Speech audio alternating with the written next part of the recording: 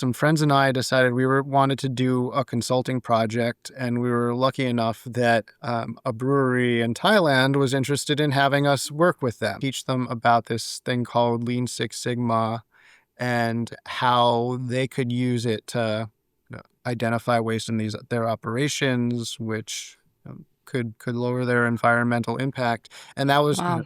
the aha moment for me, where I realized this is an interesting approach, and wanted to learn more about Lean Six Sigma and this operations stuff. 2 years ago, a group was looking to reduce the amount of solid waste coming out of the operating rooms. So there's a lot of waste that is produced from every case. As part of this Greenbelt project, they actually did a pilot where an orthopedic surgeon who was part of that team realized that the water flow for a certain type of procedure that he does, it was just defaulted to the highest setting, not necessarily. Okay.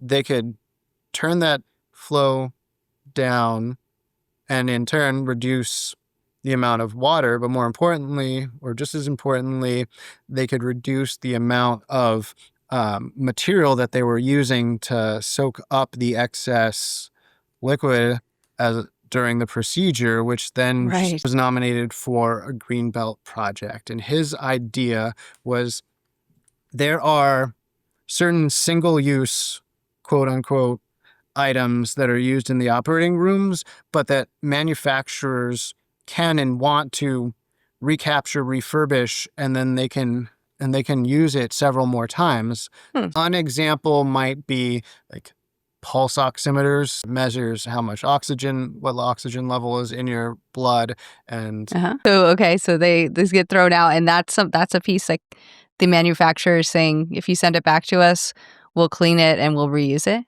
Is that right? Wow.